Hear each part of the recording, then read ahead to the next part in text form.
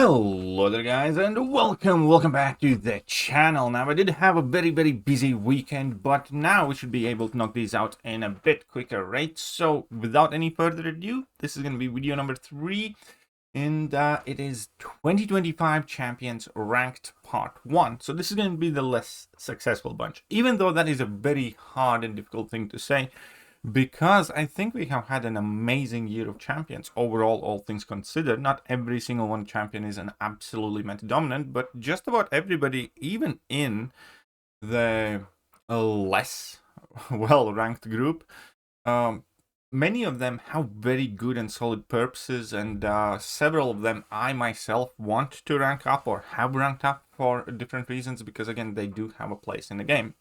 Additionally, I do want to remind you that this is a mixture of current game relevance and trends, and I always in my ranking list kind of tend to prioritize the meta relevance and the impact on the competitive game modes.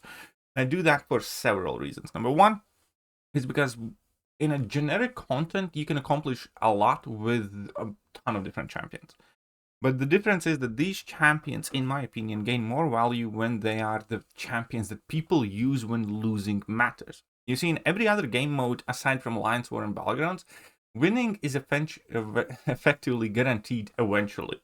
As in, like, you enter that fight, and if you can't do it, you can either revive through it, or you can do it again, and you can restart the path, or you can bring in a different champion, and you're gonna get through that fight. So, facing a failure against, some Act 8 lane or in any other piece of content generally doesn't come with any direct consequences. It just tells you, come in and try again.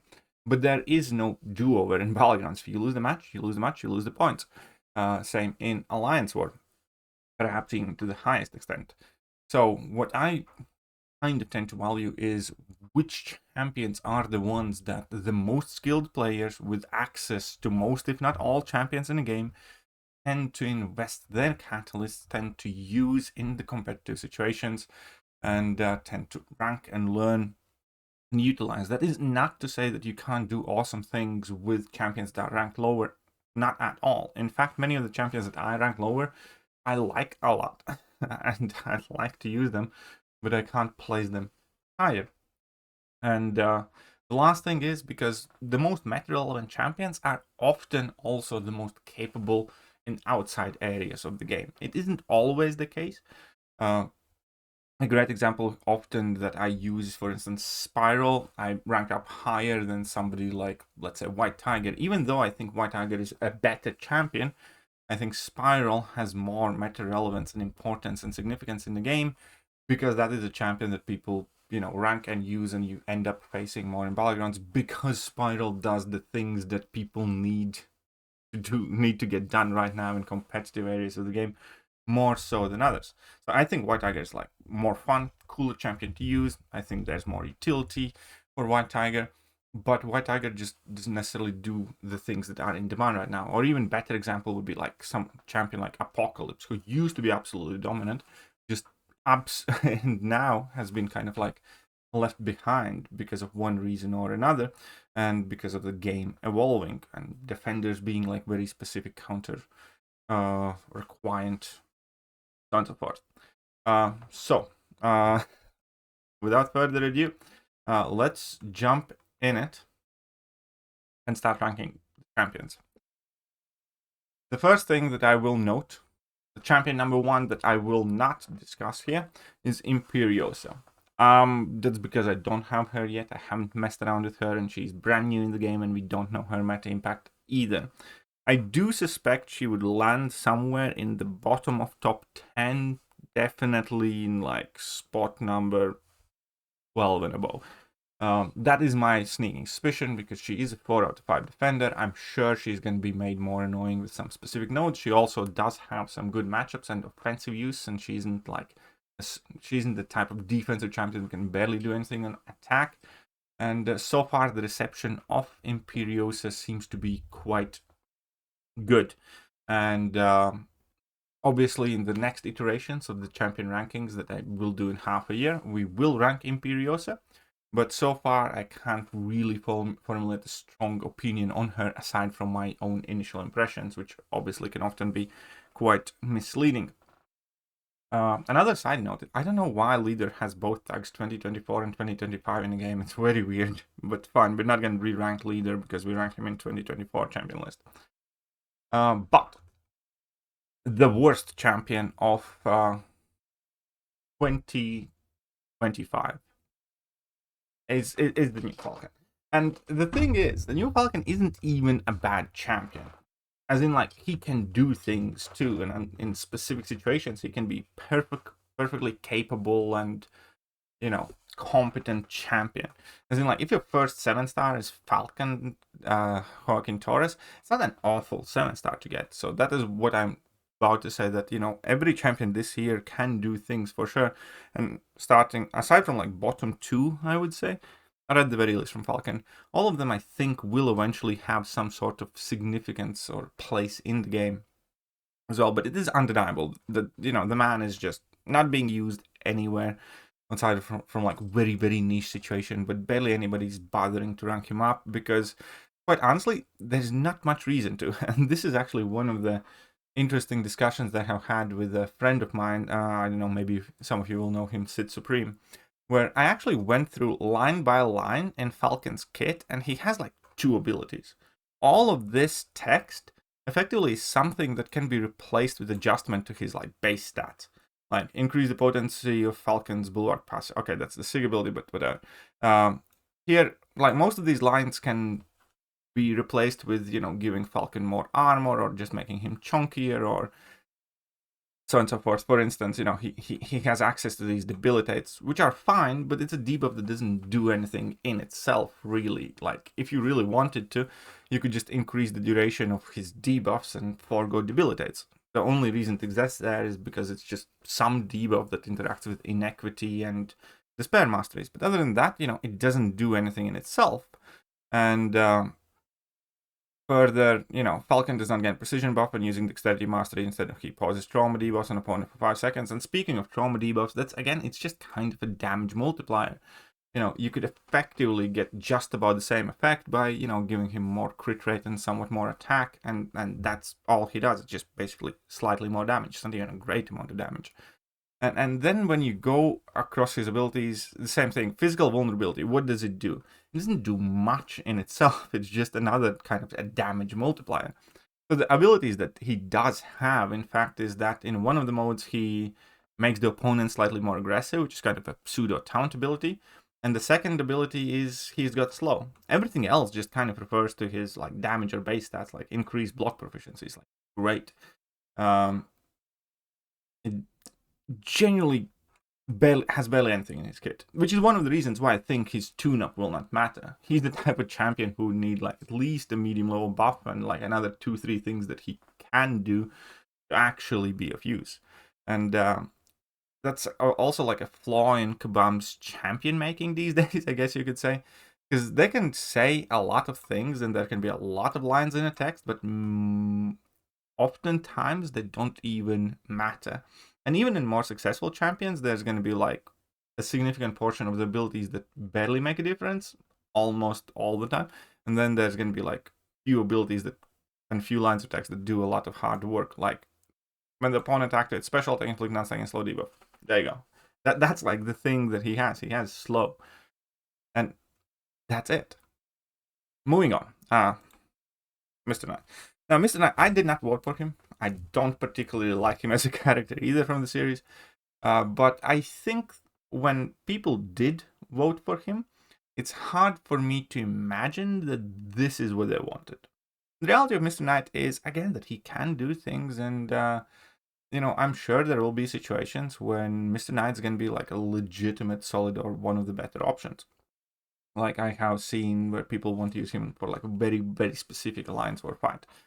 And that will happen with just about any modern champion, to make it clear.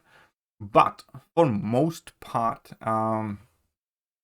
Knight is seemingly a quirky champion with plenty of abilities that will not always necessarily amount to more than many other champions achieve much easier. I think one of the most damning things ever happened to Mr. Knight was that comparison that people posted with like Hitmonkey. And obviously, again, there will be matchups where Mr. Knight's better than Hitmonkey is and stuff like that. But there can't be such a huge discrepancy. And overall, thus far, and these things can change, again, with the things that are relevant in game. For instance, Kabam released a bunch of Science Defenders, and Mr. Knight's like the best option for them. And that could easily push his relevance up. But for most part, right now, this champion's just kind of not worth it from either, let's say, the damage perspective or the fight complexity perspective, where you can just use more simple, more effective options that do, the matchups that he can do and more and easier. And again, I'm not the biggest expert of Mr. Knight, but I think the kind of like general community consensus with the lack of interest in the Mr. Knight as well is kind of speaking volumes right now. And as I said, I do think there is a room for change, because I do think, kind of pseudo sleep lock that he can access, plus a plenty crit type situation, plus the tranquilities. There are useful abilities. Unlike Falcon, he has useful things in his kit. But so far, it just does not seem to be quite measuring up to what's already in the game or alternate options. And who knows, it might change. But right now, ain't nobody got time for Mr. Knight. Moving up is Dracula. And Dracula is a champion that I actually like. As soon as I read his abilities, I like the thought process of these type of champions. Because I like how you can pick which special you want to go for, pending which utility you want to access to. I like that, you can do this passive degeneration damage. Like Special 1 has that massive slow passive. And then Special 2 has the fear, which I think are fairly functional bits of utility. And in reality, Dracula kind of suffers from 2-3 different things. Despite that, again, I personally really like the champion. I really, really wanted him to be good. And even now that I know that he isn't, I'm still after the 7-star version because I just enjoy playing with him. I would not necessarily take him to rank 4, but I'd definitely probably rank 3 him and mess around with him and stuff. And the most important thing that I think he kind of suffers from is that we have offensive Mystic Champion oversaturation. And the success of Mystic Champions largely depends whether they counter all of the right Cosmic Champions. Because if he has to compete with Nico Minoru, Kushala, Tigra, new Mystic Spidey, and all of those other champions, he's just less ideal than they are. He doesn't, necessarily bypass the immortalities as well, and he just doesn't take the matchups that he should do as well. The second thing is, again, that he's offensively geared champion with fairly limited defensive utility. And Mystic Class has a lot of that at the top of the shelf. And if he had a defensive purpose in the game, I think he would be much better received as is. Because that is what Mystic Class is really looking at. Mystic Class doesn't have many great defenders, let alone kind of like top of the list defenders. And the third bit is damage. Had he had more damage, with his, like, again, versatile damage, which is degeneration, which is, not as common, especially like passive version of it, always active, and that could have worked tremendously in his favor. But it seems that Kabam kind of got, a bit reserved, a bit held back, and that same thing kind of counts for plenty of his abilities, like where he can steal the Furies, but only Furies and only for the special attack, not for the rest of the fight. It just seems he's like a champion that's put on quite significant breaks from the get-go, from being released. And as an end result, it's hard for me to see him make much of an impact. It is a champion that I like, and again, I want to use. And that, again, is kind of a testament of how good this year is. I just don't think, objectively looking at it, he offers as much value as, many other mystics in the game right now already existing. So that's kind of the analysis on Dracula. The next up is Franken-Castle. And Franken-Castle, I'll be quite frank, I do have like 4 and 5-star version that I am messing around with constantly. And I I am trying to get to like him, and I have seen some cool and interesting videos on him as well. But again, when it comes to the competitive aspect, I get under specific situations when Kabam would create some new metas for him or release new defenders for him, I can see him being relevant because at least his damage output does hold up. The few things speaking against him, number one is he does have a very quirky playstyle. And the thing with champions that has a very quirky playstyle, in general, they will not be particularly successful unless they are exceptionally good. The same thing that comes with those, micro in-game mechanics where you need to do a perfect release on time. People don't necessarily want to do that and learn to do that unless the champion is genuinely good. And when it comes again to playstyles like this, people would be much more open to kind of like properly studying and learning him if he was high enough, which I don't think he is. The other thing is, again, he has a fairly difficult time stacking up to some of the better options in the skill class, in my opinion, because, again, he doesn't have much of a defensive value. So in game modes like Battlegrounds, that does matter. And offensively is like, why would you rather Franken-Castle than, Okoye and Crossbones and whatnot. So,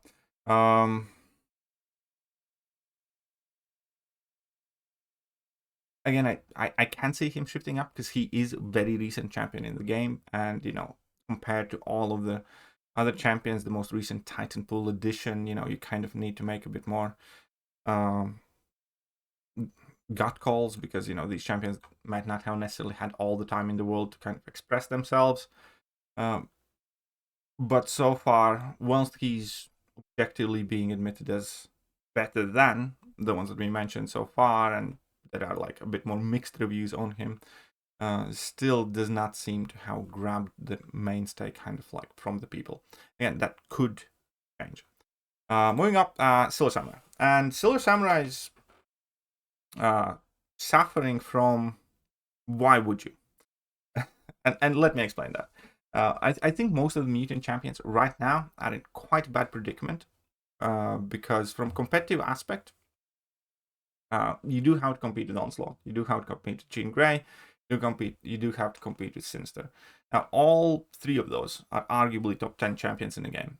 Jean Grey and Onslaught for sure. And what they have in common is that they're both capable on attack and defense, all three. And then before that, at top of the mutant class, you also still have your Gentle, your Dust, your Cassandra Nova, that are also dual purpose threat champions. The only kind of like dominant nukey offensive mutant right now that has a mainstay kind of appeal and fairly decent presence is the Deadpool X-Force, at the very least when it comes to the Battlegrounds game mode. And therefore, like again, if champion doesn't have defensive utility, I think they're gonna have much harder time kind of like getting their standing in the top of the mutant class. And at the same time, I think Silver Samurai is perfectly adequate champion, perfectly good for what he does, and it is quite obvious that the best thing that he does is destroys Yelena. The problem is that so do plenty of other champions now, even cross classes, as we have figured out. As Yelena has is longer in the game, we find more and more viable options against her that do exceptionally well, like Okoye being one of the best Yelena counters, and then again obviously Jean Grey and Deadpool X-Force and Cassandra Nova, and quite frankly, all of those champions do Yelena either equally good or almost as good as Silver Samurai does. But then Silver Samurai does have his limitations. For instance, a simple aspect that is kind of holding him back outside of not having defensive utility is the fact that you do want to, for instance, finish your combos with mediums, which means generally you will want to fight cut your fight short, which means you're gonna have a harder time getting the extra openings because you can't go for like intercepts after a combo finisher as easily as you normally would be. So there are several kind of small things like that on top of, in my opinion, kind of like a lack of utility. I think Silver Samurai somewhat suffers from a similar thing that, let's say, Infamous Iron Man suffered from.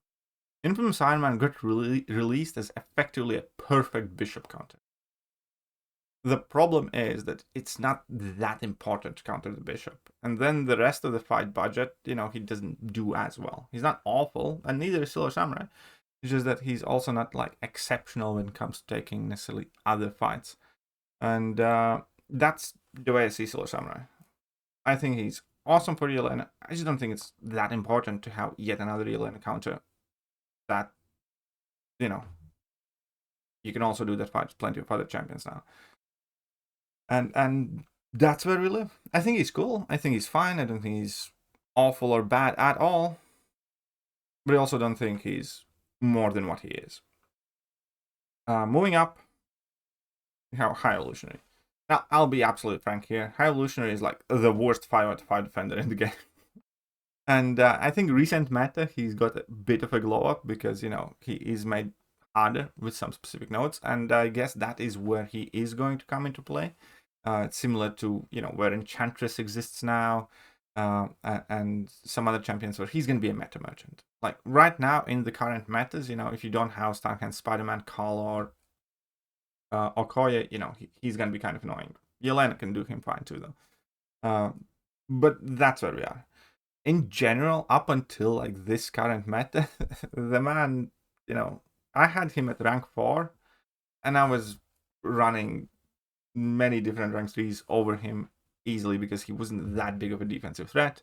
And offensively, for most part, even in the metas that were enhancing him offensively, it was still kind of mid. He really is. On attack, he doesn't have the speed, he doesn't have the matchups, and kind of generic metas, I would say. Yeah, even in metas that were helping him, he wasn't like all that on attack. And on the defense, he's also not really all that. He just isn't. You do need to alternate the combo. It does have a skill ask, and you can get used to it, and you can get caught by him when you make a mistake, but I don't think there's just quite enough there. So, like, I do have him at rank 4 C200, which is 100% for prestige. Like, if prestige was that a thing in a question, I would not rank him up past rank 3 for sure. And that's why I think he kind of stays here. Because he's just been disappointing all over. Like, yes, you will see him somewhere in Alliance War again nodes because he has some finicky placements, but that kind of falls within the meta merchant category, and that same goes for just about every champion above him on this list. And additionally, he's just garbage on attack. He really, really is. Moving up, I'm going to put the Maker. And with the Maker, it's quite simple. He is increased in he has increased in popularity because Captain Britain exists. Captain Britain doesn't exist, and you wouldn't see Maker as anywhere near as much as we do right now. And I know a lot of people are going to have a go at me, but the way I look at the Maker is similar as I used to look at Hulk Ragnarok. I bet many of you forgot that champion exists in the game. And that's kind of the point. You see, for quite a while, Hulk Ragnarok was actually in like top 10 science champion list. And it's not because he was a good champion. It's just because he was dealing with those passive degens and just about nobody else in the game did. And here we are with the Maker. Like, he's a very competent Captain Britain counter. There aren't super many of those. And, he can do a few more things. But in general, that's his shtick. That's the new Russia community and ability to destroy Captain Britain. Soon as a couple better options are going to come by, or we're going to, get better at dealing with that champion, and as soon as, like, that one thing that he has is going to go away, people are just going to choose better alternatives with higher damage outputs, easier to play. And that is it. That is where Maker stands. I know a lot of people are genuinely going to disagree with me, but the same thing has happened to a ton of champions, where initially, if we don't have too many answers to something, we're just going to cling on whatever we have. And then later on, those champions start to compete. It was similar, for instance, with the Serpent, and why people initially ranked up Isophene, because, I only had one Serpent counter. and then, you know, 3-4 mystics get released, and you rank up a handful of them, and Ice Fiend's collecting the dust, and you don't even want to look at her because you feel like you wasted the catalyst. I kind of feel that's where Maker is gonna end up at some point in the game, but he's not there right now. Right now, he does have presence. You can see him in people's decks, especially in this current meta. So he's making some impact. I wish I could rank him higher. I wish I could rank him lower right now, let me put it like that. But I can't, because he's doing things. And that is to be noted. Next up, Cassandra Nova. And Cassandra, again, I think she's missing a bit. I genuinely do. Like, one ability, like if Cassandra could gain like some power whilst charging heavy attack, not much, kind of like Red Skull, I think that would go a long way, because, you know, with Cassandra you kind of have to pick and choose, especially at the beginning of the fights, whether you want to be charging heavy attacks, whether you want to be progressing the fight.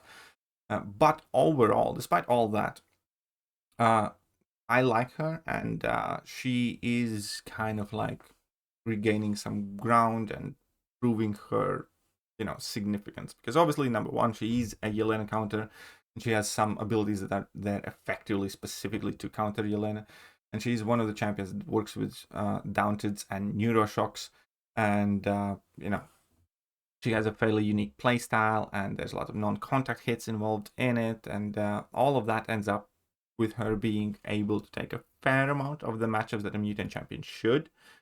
So she's, you know, respectable offensively. She's not going to be like the fastest, but she does okay, I'd say. And then she also does have some defensive values, where she can catch you off guard on defense if you mess up. You know, the reverse controls can come into play.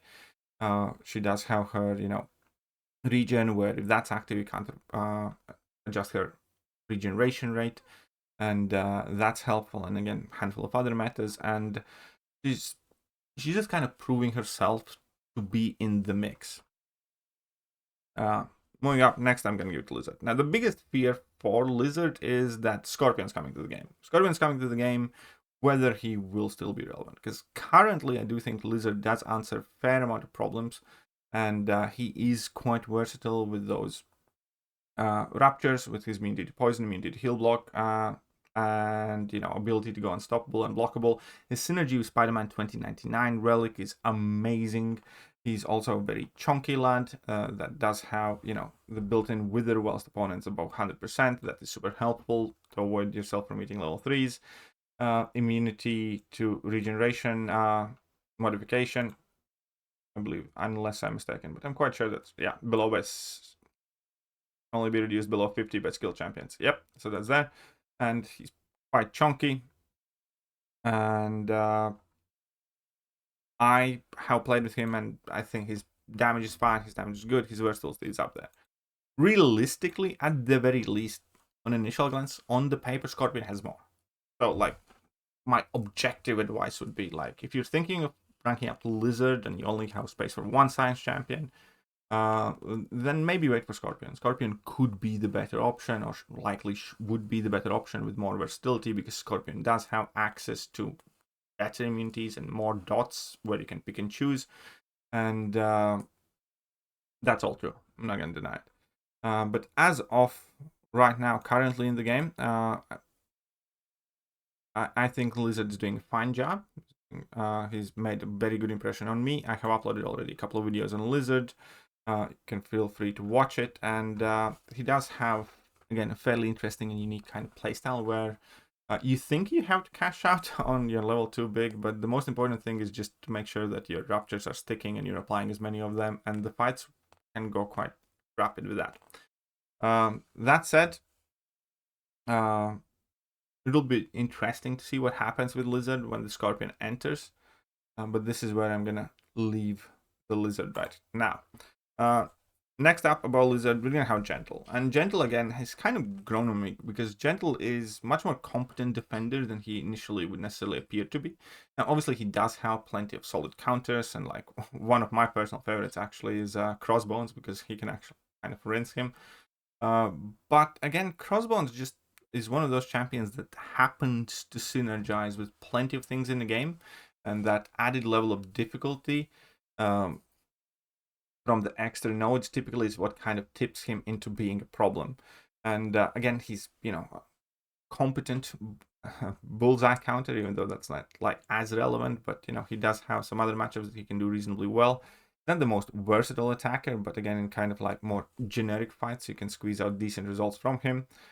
And he's one of those champions that, again, I would not necessarily have thought of as much as I do now, but this is coming from like experience, having to constantly deal with this man, with this champion, from one meta to another, from one meta to another. So he's not like what I would call like an auto, you know, add a meta staple, auto must rank type champion.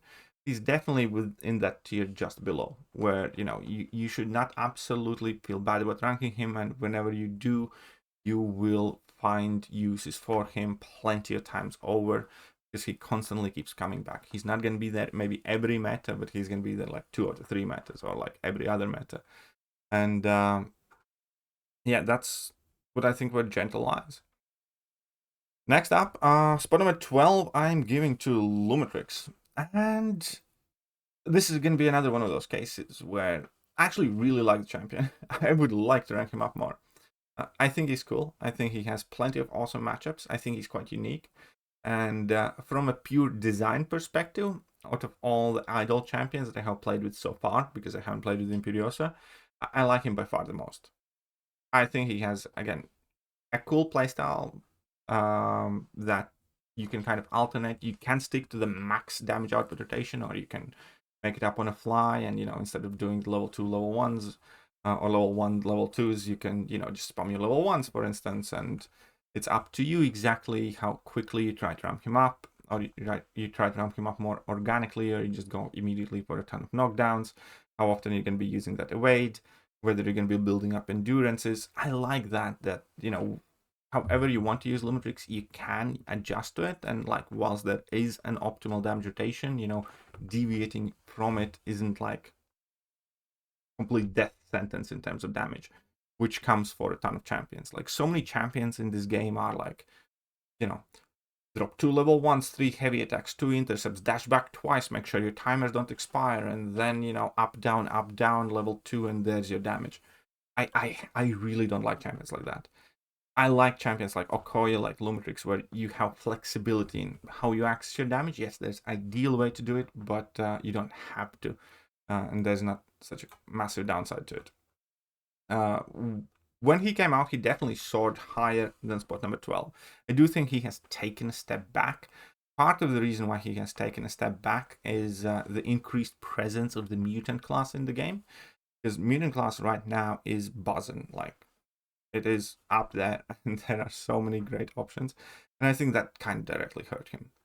Because in specific metas especially, but in general, you know, he does have his defender complexity, and for a while Lumatrix was kind of like an auto ban, or unless you could absolutely quickly nuke him, you were in trouble against him. That is kind of going away. Whilst he still definitely has a defensive impact, it's not as high as it used to be. People get more experienced playing around him, and offensively, he's fine.